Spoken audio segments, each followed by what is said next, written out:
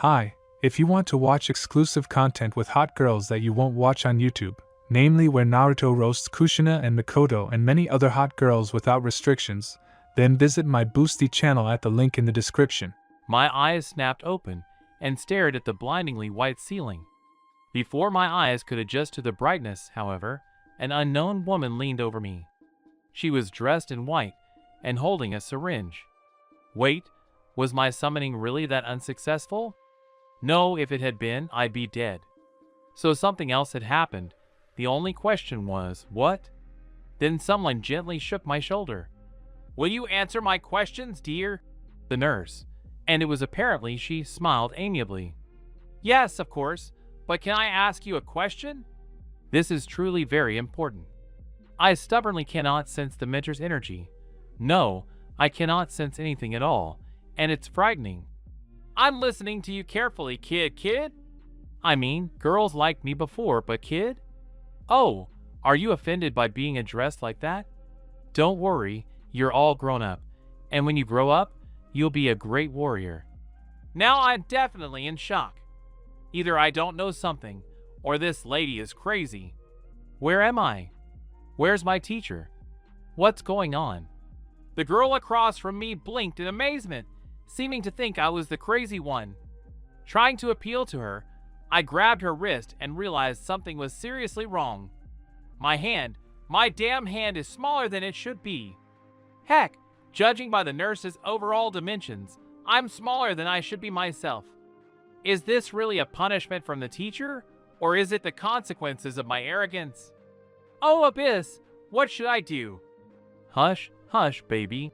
It seemed the full horror that had gripped me hadn't gone unnoticed, and the girl decided to forestall the impending hysteria. However, this idiotic address only added fuel to the raging flames, and I tried to jump out of bed and run in an unknown direction. Yeah, who would have let me? I don't know if all the nurses here are like that, or if I was the only one who got such a gift, but the girl intercepted me with the speed of a black guardian, and then injected me with something that instantly knocked me out. 3 days later. Over the 3 days I spent in this place, several facts became clear. First, all the nurses here are more like the blackguard and are capable of causing serious harm to an escaping patient. Nothing terrible, of course, but I still can't properly navigate my surroundings. They explained to me that this was for my own good. As soon as I came to, they'd release me immediately, or rather, send me to my relatives. The second fact is my relatives. I'm a complete orphan, as my entire family was killed after I was accused of conspiring against the Emperor. I survived only because I was already a master's apprentice and was considered a person of utmost immunity. And then they told me I was being sent to my relatives. To say I was shocked would be an understatement, but this fact will be explained a little later. For now, let's move on to fact number 3, the physical body. As it turned out during a conversation with my doctor, I'm an 8-year-old boy whose parents died in a terrible accident. No one explained what the accident was, everyone just fell silent. It also turned out that about 2 years had passed since the accident, and I was still proudly lying in a coma. Wonderful news, right? And last but certainly not least, the fourth fact. I'm in a completely different world. Completely different. How did this happen? I don't know. I don't remember a damn thing about the summoning itself. More precisely, I have irrefutable proof that the summoning was more than successful. The demon contract seal on my eye is living proof of that.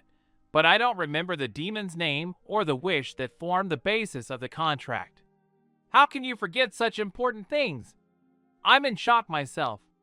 Actually, everyone here is just as shocked by me as I am by them. So, after realizing all these facts, I'm feeling a bit overwhelmed. It's not every day that you suddenly change not only your world, but your body as well. The worst part is that I can't really ask anyone for help. I doubt the local authorities will be happy to see such a handsome man like me, who came from who knows where and even took over the body of a child.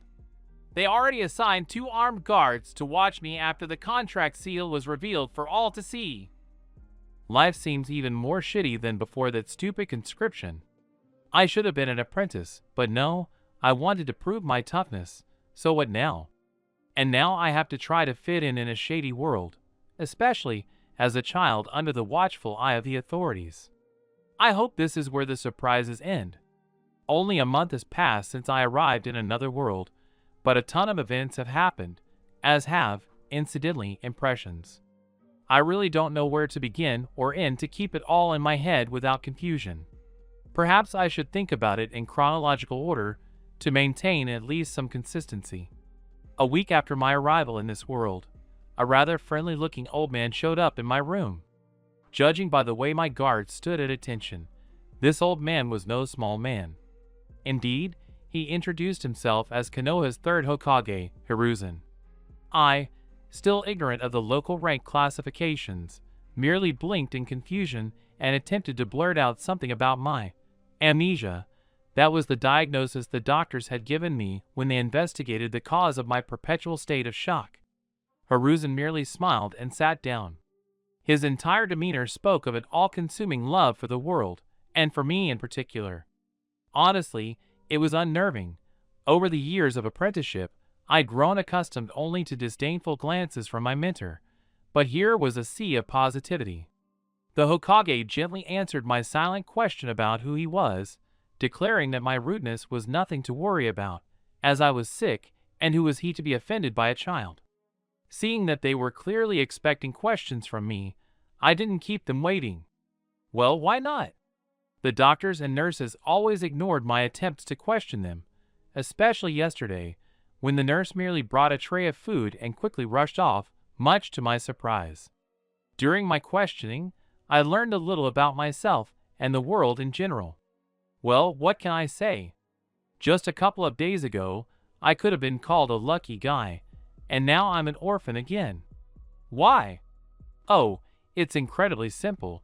The clan I supposedly belonged to was wiped out last night. That's why the Hokage rushed over to personally check on the valuable gene pool carrier, and here I am, all amnesiac. Poor old man, apparently, he's got enough problems as it is, and I'm adding to the pile. Although now I don't have to worry about keeping it a secret. There are no longer any relatives who know the character of the boy I ended up with. We're living our lives, as they say. On the positive side, I now know my name, Egan Uchiha. Well, a name is a name. It's easy to remember, and that's the most important thing right now, as far as I'm concerned. During our conversation, another bed was suddenly dragged into my room. Seeing my genuine surprise, Hiruzen decided to clarify this extremely strange event. It turns out there was another Uchiha, an eyewitness, so to speak, to the events, who, in the Hokage's opinion, would benefit from the company of a clansman. Moreover, this eyewitness and I are almost the same age, so it would be easier for him to distract himself. Life clearly hadn't prepared me for the role of nursemaid to a child who had experienced such a thing. But I couldn't refuse. After all, the high command was asking me personally, so I nodded in agreement and accepted an eye patch. It turns out the properties and characteristics of the seal on my eye are unknown to anyone, and to avoid frightening the common folk, I must wear this eye patch. It's no big deal. My eye can't see anyway, having been essentially burned away by the contract's magic. The Hokage also patted me sympathetically on the shoulder, and informed me that I'll likely never be able to use my clan's special ability, the Sharingan. Apparently, the local doctors have determined that certain chakra pathways were burned away by my contract seal, and now I have perfectly normal eyes, or rather, an eye. I'm not sure yet whether I should be happy about this or start freaking out. Following our conversation, the Hokage and I agreed that upon my recovery, I would definitely receive orphan's allowance and a small room in a local dormitory for the disadvantaged. As for Sasuke, as my new relative is called, he will be living with me as soon as his physical condition returns to normal. As it turns out, I'm only a year older than him, but in the third's opinion, that's enough to expect me to shoulder more responsibility than my now younger brother. Actually, we're quite distantly related, but in today's reality, that's no longer a factor. Overall, I'm quite happy with my current situation. I'll definitely be supervised, but not as closely as I would be with living relatives, and a younger brother with a mental imbalance could be a valuable asset, as it's much easier to bond with a broken person than with one with a whole soul. As soon as our conversation with Hiruzen had concluded and the latter had taken his leave, a doctor and a nurse entered my room, leading a boy by the hand. A boy like any other, with a perfectly normal build and no apparent physical abnormalities, well, almost none. Looking into the boy's eyes, you'd immediately assume he was either a zombie or someone hypnotized. His blank, emotionless gaze indicated that his owner was clearly not with us in spirit. "Sasuke, meet your older brother, Egan," the nurse began with a smile. Sasuke himself flinched and stared at me in confusion. "I don't have any brothers," he said immediately, with a strange bitterness in his voice. It seemed I'd have to think about this for a while, since the Hokage had somehow missed the point, merely saying that the boy needed me like a life preserver to a drowning man. "Well, now I do." I decided not to keep silent and smiled amiably. Well, I hope it was a friendly smile. It's been a long time since I've smiled at anyone. "You know, I never had younger brothers either, so this is new to me too. Sasuke, Egan has suffered extensive memory loss, so we thought maybe you could help him get used to it." The dark-skinned man in a doctor's coat spoke calmly. "It just so happens that he has no one else to help him except you, and besides, you need a distraction, so you'll be great for each other. So would you like to try to be friends and help Egan?" Sasuke was silent. He seemed a bit shocked by the fact that he'd suddenly acquired a relative, and now it turned out to be a highly problematic relative with complete unconsciousness. The brunette looked between me and the doctor, clearly trying to figure out whether we were joking or being completely serious. I continued to project a friendly air, and the doctor and nurse also put on placid smiles and had no intention of claiming it was a prank. "Yes, I'll definitely help Egan," he said, using his first name, meaning we wouldn't immediately become family. No, that was understandable, but I still harbored a small glimmer of hope for a perfect outcome. "How long will we be here?" The doctor looked at me thoughtfully, rubbed his chin, and then looked back at Sasuke. He seemed to be considering whether he should keep me here. In fact, I'd been told I'd be stuck here for another week, and then I'd be free. But then came a sudden aggravating circumstance. Everyone understands perfectly well that the child and I need to establish some kind of contact. Otherwise, there's no point in talking about any spiritual recovery with my help.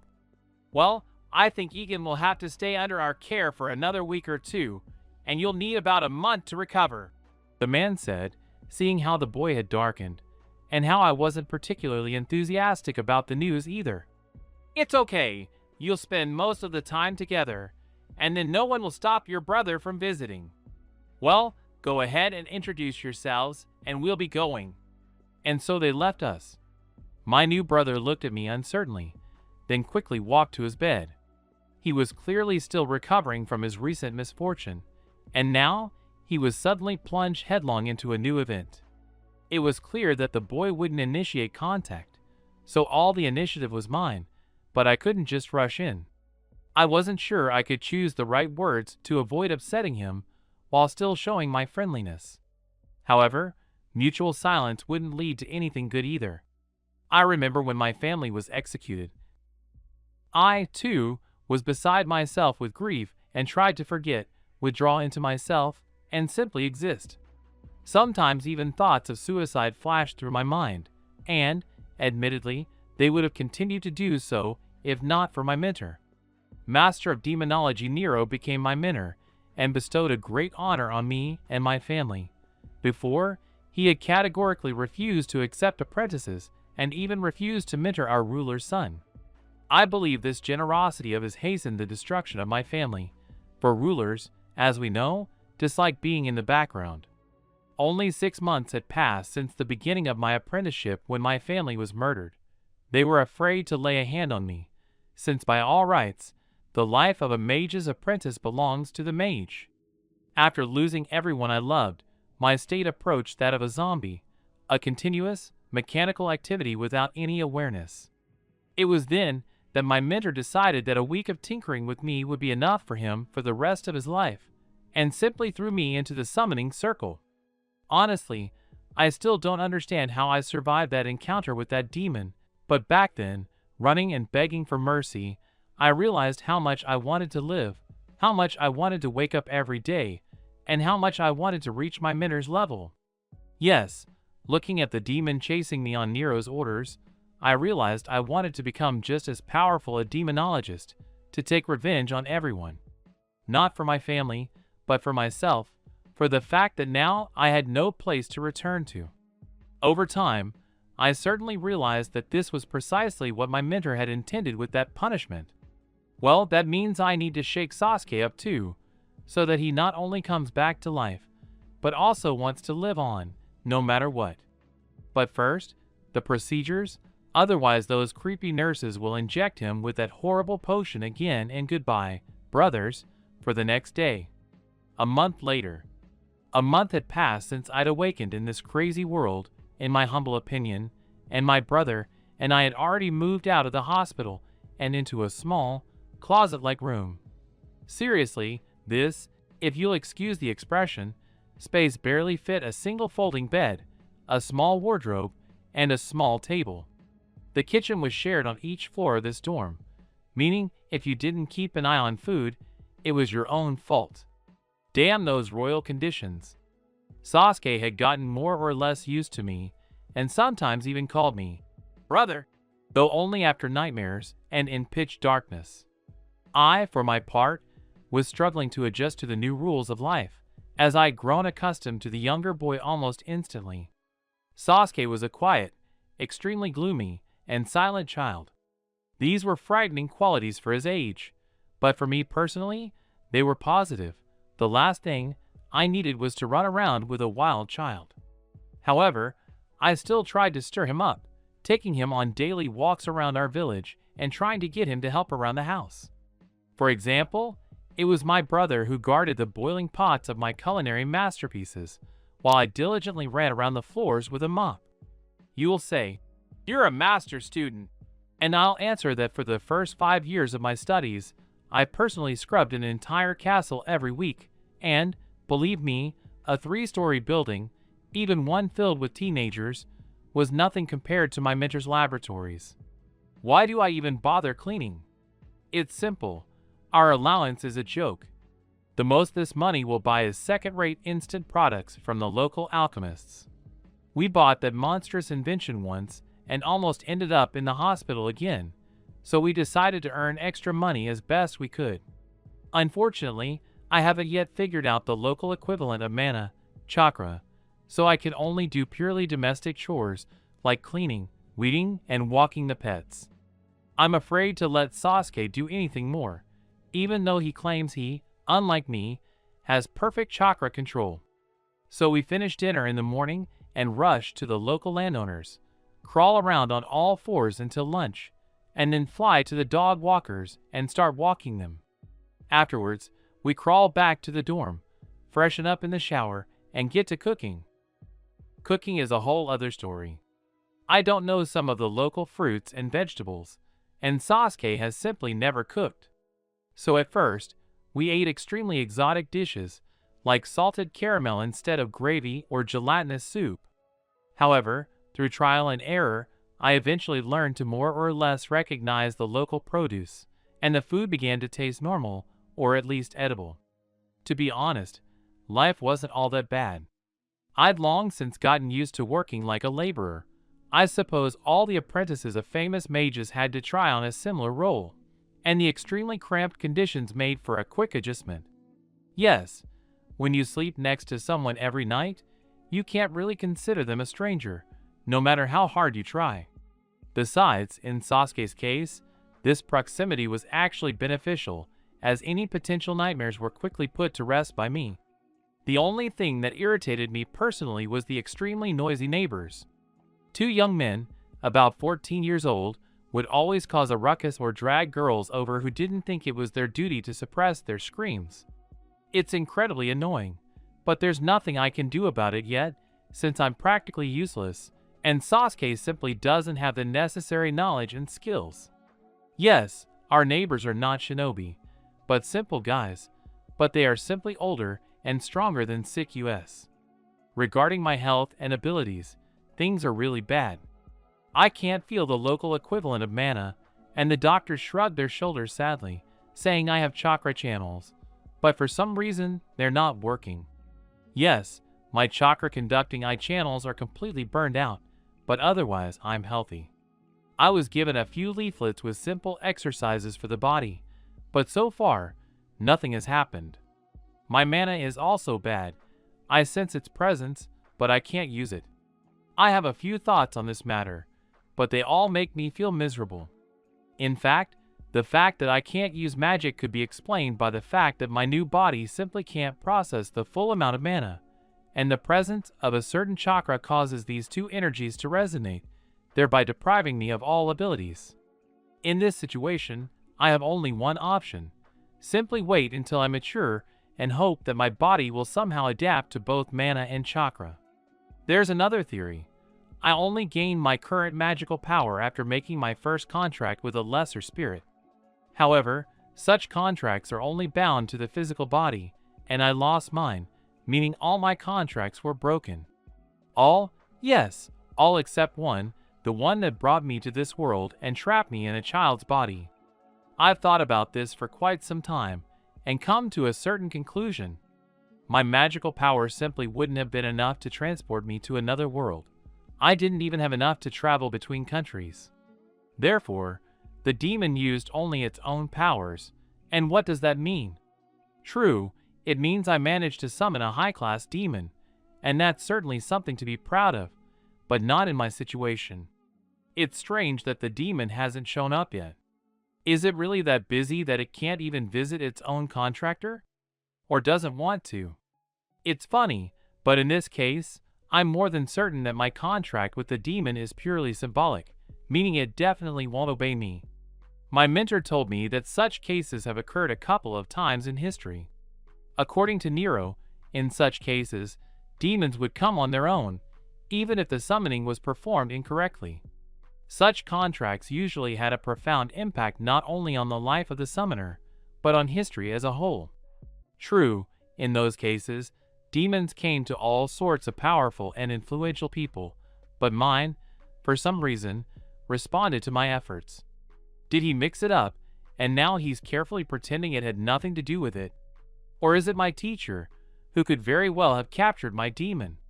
No, it would be extremely unethical for a mentor to steal someone else's demon, even though I'm still his disciple, and therefore he has the right to do with me as he pleases. Okay, so that's just mere ranting, but I'm having real mana problems right now. The point is, I need a demon of any class or element. As long as they're willing to sign a contract with such a wretched individual as I am. Demons, at least higher-ranking ones, can often refuse a contract simply because they don't like the person's appearance. And here I am, a mere child. What self-respecting demon would like something underage, skinny, and marked no less? Yeah, my demon is a real wretch. He doesn't help me, and he's even put the seal in a prominent place, literally blocking my chances of making any more contracts. It's sad, but I still won't lose hope that I'll find someone just as poor, who won't have much of a choice. Sasuke, I finally made a deal with Lady Nayagi, and she's agreed to let you look after her puppies alone. The brunette nodded silently, continuing to chew his vegetable stew. As I said, I'll spend this morning in the library. Maybe that will help me understand my amnesia a little. Shall we meet here, or are you staying? The boy finished his portion and began drinking his tea. By the way, I still don't understand how the history of our world can help you. As far as I know, your father supposedly left the clan out of great love for your mother, and she was from another village. At least, I heard something like that before. He fell silent and lowered his head. Don't think about it, it's too early. We don't know all the circumstances yet, so don't get worked up. Sasuke flared up and was about to start ranting about Itachi and his betrayal again, but I interrupted him. Besides, you have me, Poor and completely useless, by the way, so there's no point in grieving over the dead when you have the living. You're not useless, and I won't abandon you even when I become a ninja. There is one silver lining to my sorry state, though. The younger one considers it his duty to look after a cripple like me, and is generally sympathetic.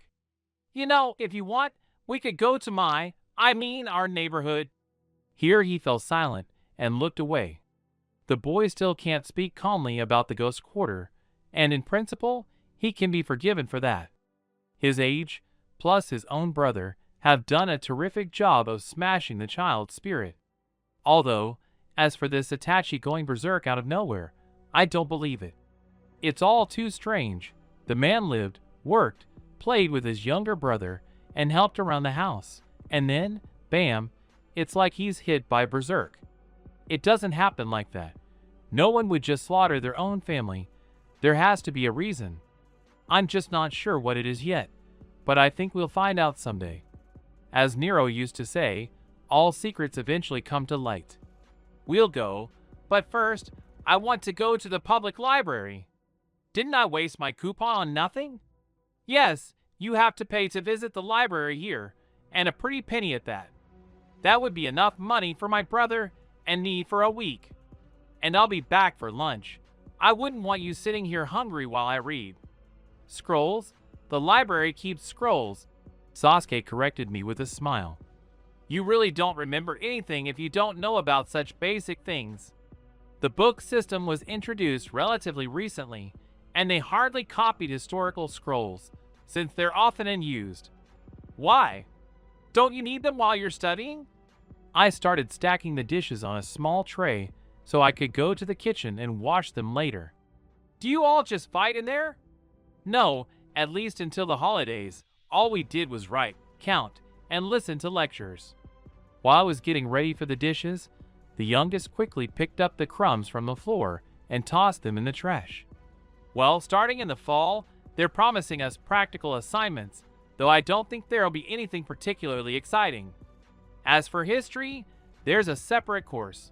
Lazybones like Nara sign up for it just so they can sleep in it. Really? So nowadays it's not honorable to know your ancestors' legacy and be proud of it? I asked sarcastically on my way to the kitchen. All clan members study their clan's history at home, but why be proud of other people's ancestors? Why? It's not necessarily about being proud, but it's perfectly possible to just mean it. Right? But I didn't voice that thought. Having quickly finished the dishes and locked the room, we headed out of the dorm. Sasuke carried a small bag containing work gloves and a bottle of water, while I headed to the library lightly. I hoped no one would bother my youngest while I was gone. I really don't want to cause a scene. The library was quiet and peaceful. I calmly retrieved the scrolls I needed and settled down by the window, away from the entrance.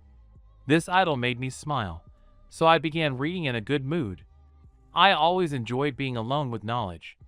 To be honest, I was terrified I wouldn't be able to read or write the local language, but whether it was my body's memory or luck, I still managed to read the local signs and scribble on paper without any problems. Sasuke, however, declared my handwriting terrible, but it would be fine for a start. So let's get cracking. It was quite fascinating reading, at least for me, someone who knows absolutely nothing about local history. The story of the founding of Sasuke's and my village was described as a truly remarkable event, one that shook up the entire shinobi world. I also found it interesting that one of the founders was our clanmate, Uchiha Madara. However, judging by the writing, he was a rather nasty man, who hindered rather than helped the creation of Konoha. This fact surprised me a little. If he was a hindrance, then why was he even called the founder? However, further reading clarified something. My brother and I's great ancestor turned out to be quite the revolutionary and challenged the second founder, Hashirama Senju. Judging by the fact that Madara is called a damn traitor, it was the Senju who won, and, as we know, it's the heroes, not the fallen villains, who call the shots. I wonder why, when Sasuke listed all the great clans of Konoha, he didn't mention the Senju. Perhaps there will be an explanation for this further down the chronicles. The description of the First Shinobi World War was rather subjective. That is, if we're to believe the author, we were all like holy angels, while the people of other countries were maniacs and murderers. But what did I expect? Naturally, even in such completely useless records there would be propaganda of patriotism, verging on stupid servility to the Hokage. The Second World War was indeed full of bloody casualties, but those casualties were in the territories of small countries that were physically incapable of opposing giants like the Leaf. It seems that in this regard, all worlds will be the same. The strong will expand their territory at the expense of the weak. Of interest, I can only note that the so-called Sannin, Tsunade Shinju, Jiraiya, and Orochimaru distinguished themselves in this war. I'll have to look into these individuals specifically. I'm sure such powerful shinobi have their own chapters in the Great Book of Ninja, which I happened to spot on one of the shelves. I didn't have time to start on World War III. The time I'd requested for today had expired, as the librarian politely informed me. The old man was initially suspicious, but it seemed that seeing my diligent behavior changed his anger to mercy. If you don't want to pay for entry every time, you can ask your parents or mentor to write you a request for permission to visit the library for free. The old man smiled and added, I think the Hokage would approve of such a thirst for knowledge and would easily sign the request. What if I'm an orphan? I'd really like to go to the library for free, but that depends on the circumstances. Then, as I said, ask a mentor. You're old enough to have one. The man looked me over appraisingly and added, just because you're missing one eye doesn't necessarily make you weak. So ask around, maybe someone will take you on as an apprentice. There are plenty of good people in the world, you know. Thank you for the advice, Mr. Kangu, I said politely, bowing and heading for the exit. Perhaps I really should try my luck with a shinobi? Perhaps there's someone who won't run away from a cripple without chakra control? Equals. Sasuke's probably already waiting for me at home, so I should hurry. The streets are always crowded at lunchtime, so I can't move around very quickly. It's not going well. I promised to feed the little one, but I'm wandering around who knows where. Along the way, I spotted a stall selling all sorts of sweets, and without thinking twice, I decided to splurge and buy a small assorted set. I needed to please both myself and my brother. Humming a tune softly, I briskly walked toward our dorm. However, to my surprise, our room was empty. I peeked into the neighbors and discovered my brother hadn't shown up yet. So where is he? I doubt the guy has suddenly decided to become a completely uncontrollable hooligan, so there's a pretty good chance something's wrong. He should have been out walking the dogs by now, so without thinking twice, I headed straight to my employer. Heading to Ms. Nagai's house, I decided to stroll through the park where Sasuke was supposed to be, playing with the puppies. Unfortunately, my hopes that the younger one was simply out for a walk were dashed. It's not particularly crowded here. After all, not everyone wants to trudge all the way to the other end of the village to be alone with nature. That's why dogs are often walked here, so as not to disturb the people in the village itself. A small lake, a nice lawn, and the wonderful shade provided by the treetops, perfect. When I was a few dozen steps from my employer's house, a most unpleasant sight met my eyes. A crowd of onlookers had gathered in a semicircle near the woman's house. And in the center of this crowd stood a blushing Sasuke, his head bowed, as Lady Nagai scolded him, screaming hysterically. How could you not keep an eye on my poor puppies? They almost drowned because of you, the elderly lady ranted. But I didn't mean for this to happen. The younger brother tried to justify himself, and judging by his clenched fists, he was gradually becoming angry. Of course, he was being scolded by some civilian. Oh, you didn't mean to. Then how do you explain that my poor Lazy was saved by a complete stranger, and you weren't around at the time? The old woman glared menacingly at the Uchiha, and I had no choice but to intervene and take the blow, so to speak. Miss Nagai? Could you tell me why you're scolding my brother in front of the entire village? With a purely symbolic bow, I stood in front of the woman, shielding the younger brother with my body. "Oh, here comes your brother." Her eyes flashed angrily, and now a stream of negativity poured in my direction. "What? You deceived the old lady and left her puppies in the care of a bungler. Aren't you ashamed to show your face to me after that?" "I already told you. It happened by accident. I was distracted by my classmate, and I didn't want this to happen." Sasuke hissed through his teeth, who had now definitely reached a state of hatred for the world. "That's it. I've had enough. Get out of here, both of you." Lady Nayagi barked, her head held high as she prepared to turn away.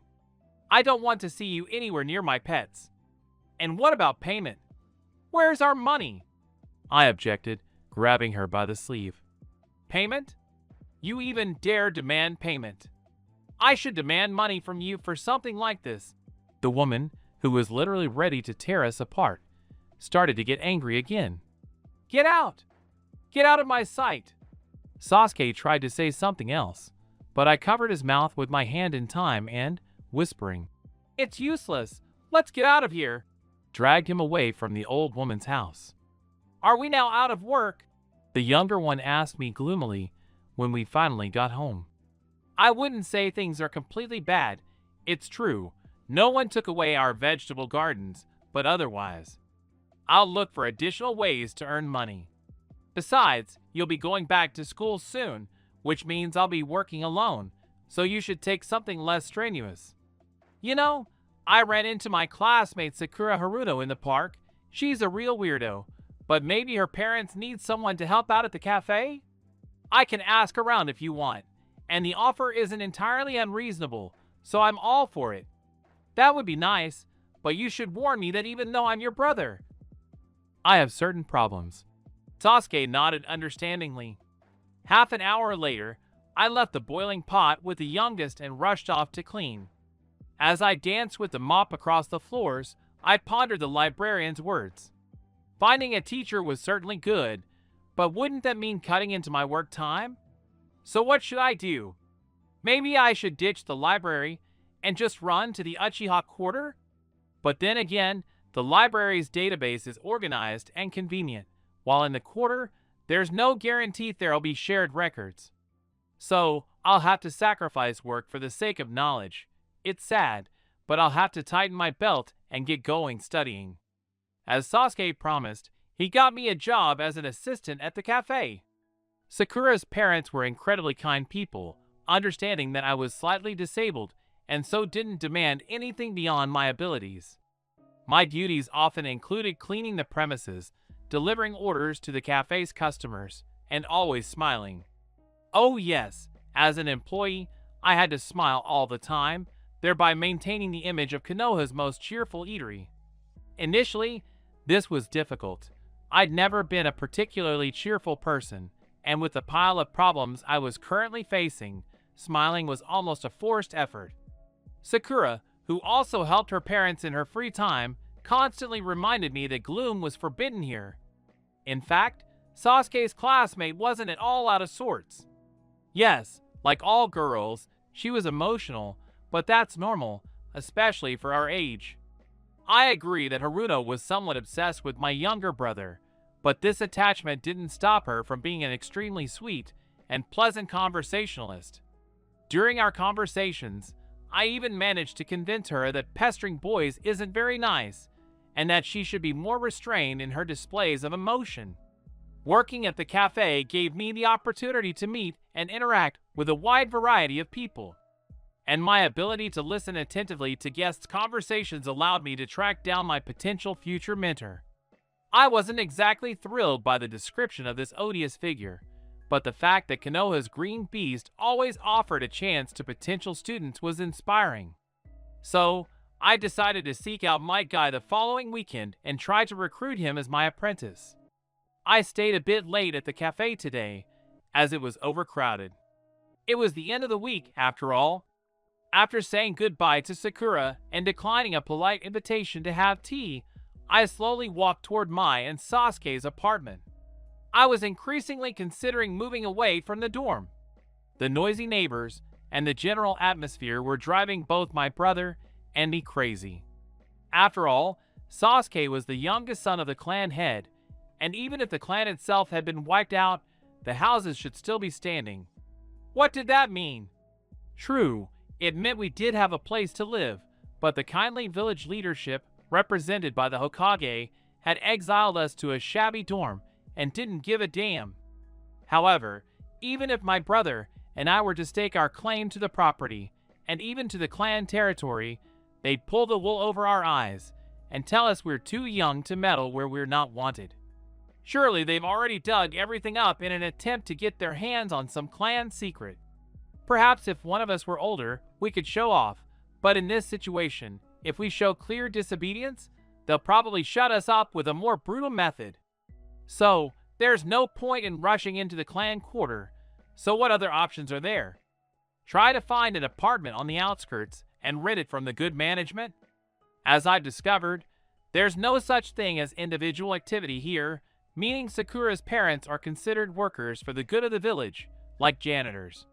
They pass on most of the profits from the cafe to the management team and receive around 30 to 35% of the total revenue. The same applies to renting out properties, as all clanless people have no property rights and simply rent their apartments and houses from the village. Thus, technically, all clanless people could find themselves homeless at any moment, forcing them to march to the Hokage's tune. There are also clans, each owning its own quarter, and within their own quarter, they are kings and gods. Territory is allocated according to the clan's importance and power. Thus, less prominent clans are forced to huddle in the extremely meager space of their quarters or go to the government and beg for the lease of, so to speak, state territory. Large clans, like the Hyuga, on the other hand, live spaciously, have their own gardens with ponds and other amenities. Large clans also sometimes rent out their houses, but the prices are exorbitant, and the conditions are likely worse than those of ordinary clans. It's bad. You might as well pack your bags and move to the villages near Konoha to get a cheaper shack. Lost in thought, I almost reached home, but suddenly froze as if struck by lightning.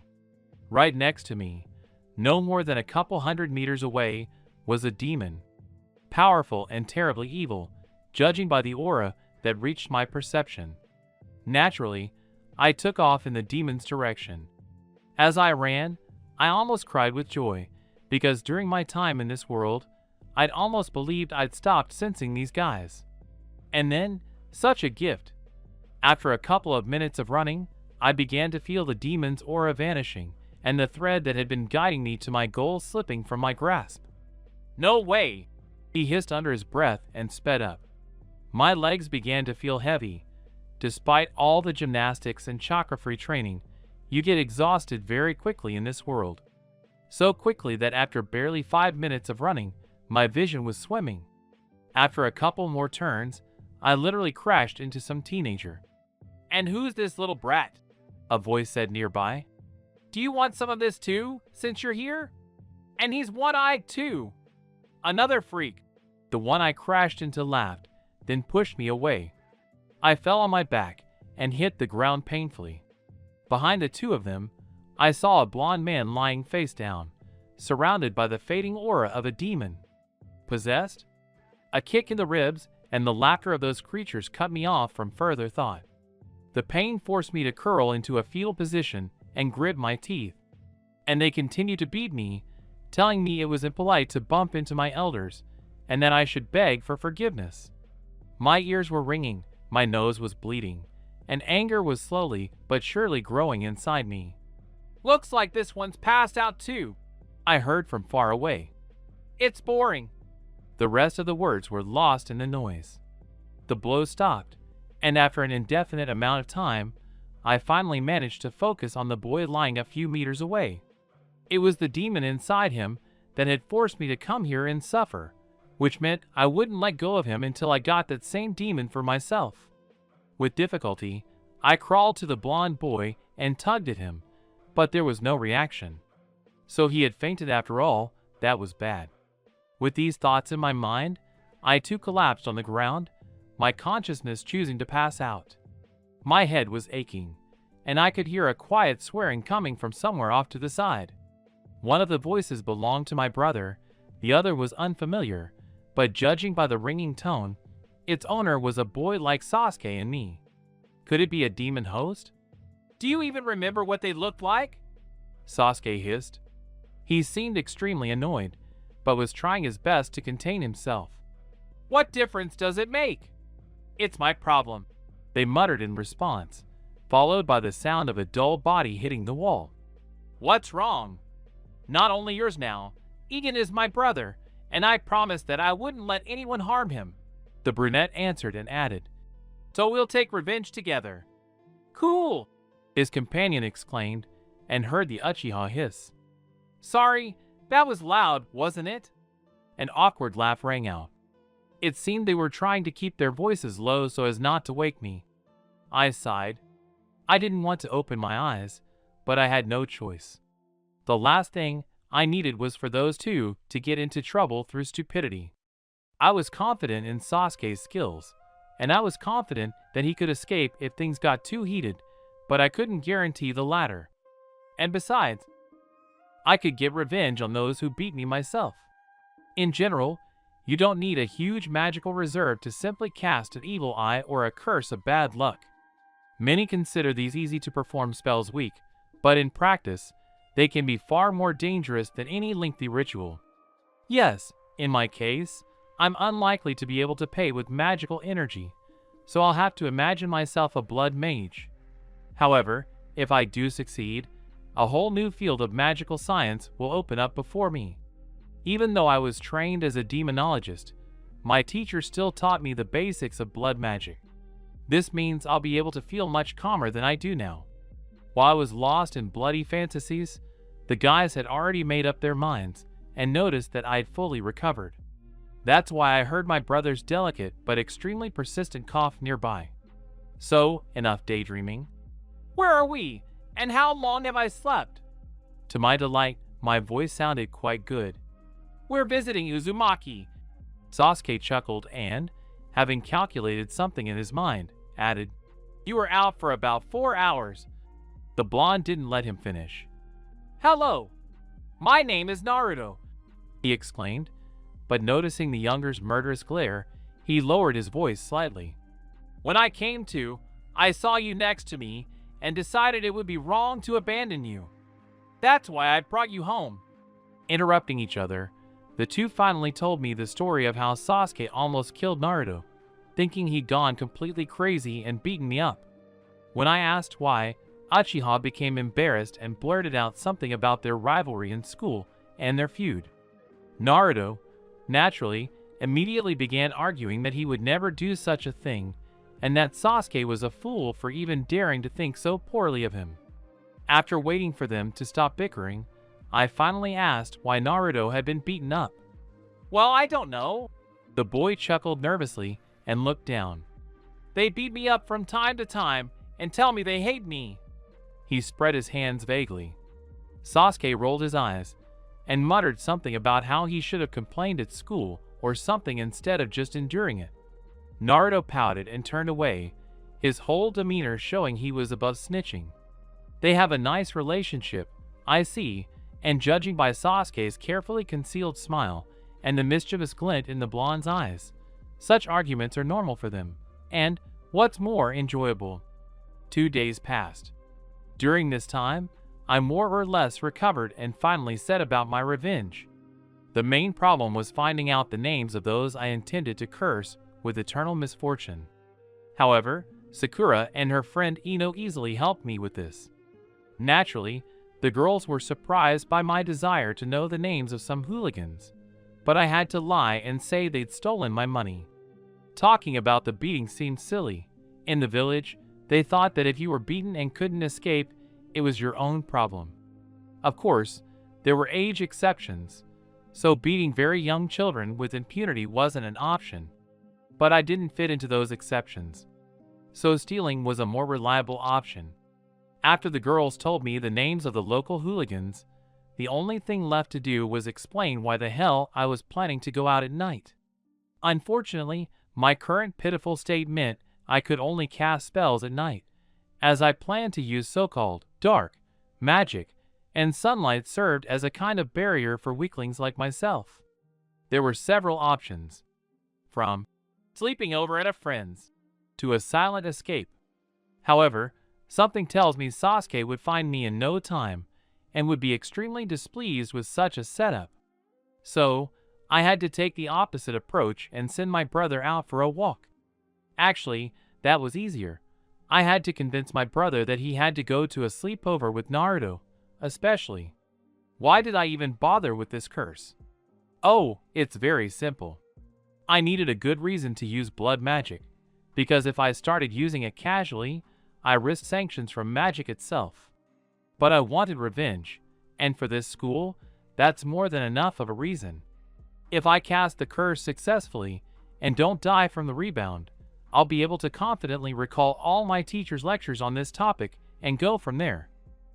It's not like I dreamed of becoming a blood mage, but it's as if I had a choice.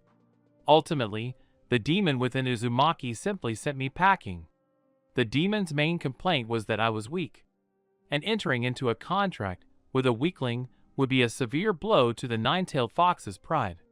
My arguments about him being in prison and not having much of a choice didn't have the desired effect, but I was promised time to think about it and be given a chance to prove my strength. So while the fox was busy pondering, I had to gain at least some power. Overall, from what I managed to grasp during my brief conversation with the demon, two things stood out. First, the fox couldn't care less about this world in general or any individual in particular, and so he wasn't opposed to helping me escape to my home world. Furthermore, the demon was all for coming with me, provided I proved my strength, so to speak. Second, Sasuke and I wouldn't be patted on the back for being friends with Naruto, since the blonde was something like the village's weapon and wasn't entitled to friends. Not a good look. With these thoughts in mind, I walked home from the cafe. Now all I had to do was climb the stairs, and I'd find myself on the dorm grounds. The fact that I'd been beaten in no way relieved me of my obligation to work. However, I wasn't destined to make it home peacefully. A strange green whirlwind slammed into my mortal body at full speed, and we tumbled head over heels down the stairs. My eyes snapped open and stared at the blindingly white ceiling. Before my eyes could adjust to the brightness, however, an unknown woman leaned over me.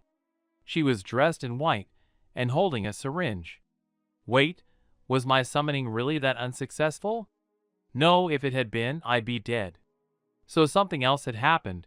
The only question was, what? Then someone gently shook my shoulder. "Will you answer my questions, dear?" The nurse, and it was apparently she, smiled amiably. "Yes, of course, but can I ask you a question?" This is truly very important. I stubbornly cannot sense the mentor's energy. No, I cannot sense anything at all, and it's frightening. "I'm listening to you carefully, kid. I mean, girls liked me before, but kid? Oh, are you offended by being addressed like that? Don't worry, you're all grown up, and when you grow up, you'll be a great warrior." Now I'm definitely in shock. Either I don't know something, or this lady is crazy. Where am I? Where's my teacher? What's going on? The girl across from me blinked in amazement, seeming to think I was the crazy one. Trying to appeal to her, I grabbed her wrist and realized something was seriously wrong. My damn hand is smaller than it should be. Heck, judging by the nurse's overall dimensions, I'm smaller than I should be myself. Is this really a punishment from the teacher, or is it the consequences of my arrogance? Oh, Abyss, what should I do? Hush, hush, baby. It seemed the full horror that had gripped me hadn't gone unnoticed, and the girl decided to forestall the impending hysteria. However, this idiotic address only added fuel to the raging flames, and I tried to jump out of bed and run in an unknown direction. Yeah, who would have let me? I don't know if all the nurses here are like that, or if I was the only one who got such a gift, but the girl intercepted me with the speed of a black guardian, and then injected me with something that instantly knocked me out. 3 days later. Over the 3 days I spent in this place, several facts became clear. First, All the nurses here are more like the blackguard and are capable of causing serious harm to an escaping patient. Nothing terrible, of course, but I still can't properly navigate my surroundings. They explained to me that this was for my own good. As soon as I came to, they'd release me immediately, or rather, send me to my relatives. The second fact is my relatives. I'm a complete orphan, as my entire family was killed after I was accused of conspiring against the Emperor. I survived only because I was already a master's apprentice and was considered a person of utmost immunity. And then they told me I was being sent to my relatives. To say I was shocked would be an understatement, but this fact will be explained a little later. For now, let's move on to fact number 3, the physical body. As it turned out during a conversation with my doctor, I'm an 8-year-old boy whose parents died in a terrible accident. No one explained what the accident was. Everyone just fell silent. It also turned out that about 2 years had passed since the accident, and I was still proudly lying in a coma. Wonderful news, right? And last but certainly not least, the fourth fact. I'm in a completely different world. Completely different. How did this happen? I don't know. I don't remember a damn thing about the summoning itself. More precisely, I have irrefutable proof that the summoning was more than successful. The demon contract seal on my eye is living proof of that. But I don't remember the demon's name or the wish that formed the basis of the contract. How can you forget such important things? I'm in shock myself. Actually, everyone here is just as shocked by me as I am by them. So, after realizing all these facts, I'm feeling a bit overwhelmed. It's not every day that you suddenly change not only your world, but your body as well. The worst part is that I can't really ask anyone for help. I doubt the local authorities will be happy to see such a handsome man like me, who came from who knows where, and even took over the body of a child. They already assigned 2 armed guards to watch me after the contract seal was revealed for all to see. Life seems even more shitty than before that stupid conscription. I should have been an apprentice, but no, I wanted to prove my toughness, so what now? And now I have to try to fit in a shady world, especially as a child under the watchful eye of the authorities. I hope this is where the surprises end. Only a month has passed since I arrived in another world, but a ton of events have happened, as have, incidentally, impressions. I really don't know where to begin or end to keep it all in my head without confusion. Perhaps I should think about it in chronological order to maintain at least some consistency. A week after my arrival in this world, a rather friendly-looking old man showed up in my room. Judging by the way my guards stood at attention, this old man was no small man. Indeed, he introduced himself as Konoha's third Hokage, Hiruzen. I, still ignorant of the local rank classifications, merely blinked in confusion and attempted to blurt out something about my amnesia. That was the diagnosis the doctors had given me when they investigated the cause of my perpetual state of shock. Hiruzen merely smiled and sat down. His entire demeanor spoke of an all-consuming love for the world, and for me in particular. Honestly, it was unnerving. Over the years of apprenticeship, I'd grown accustomed only to disdainful glances from my mentor, but here was a sea of positivity.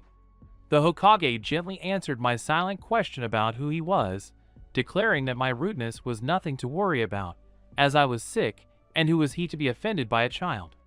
Seeing that they were clearly expecting questions from me, I didn't keep them waiting. Well, why not? The doctors and nurses always ignored my attempts to question them, especially yesterday, when the nurse merely brought a tray of food and quickly rushed off, much to my surprise. During my questioning, I learned a little about myself and the world in general. Well, what can I say? Just a couple of days ago, I could have been called a lucky guy, and now I'm an orphan again. Why? Oh, it's incredibly simple. The clan I supposedly belonged to was wiped out last night. That's why the Hokage rushed over to personally check on the valuable gene pool carrier, and here I am, all amnesiac.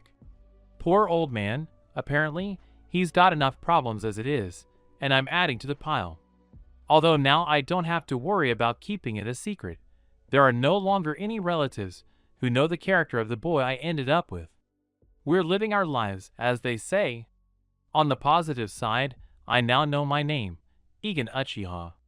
Well, a name is a name. It's easy to remember, and that's the most important thing right now, as far as I'm concerned. During our conversation, another bed was suddenly dragged into my room. Seeing my genuine surprise, Hiruzen decided to clarify this extremely strange event. It turns out there was another Uchiha, an eyewitness, so to speak, to the events, who, in the Hokage's opinion, would benefit from the company of a clansman. Moreover, this eyewitness and I are almost the same age, so it would be easier for him to distract himself.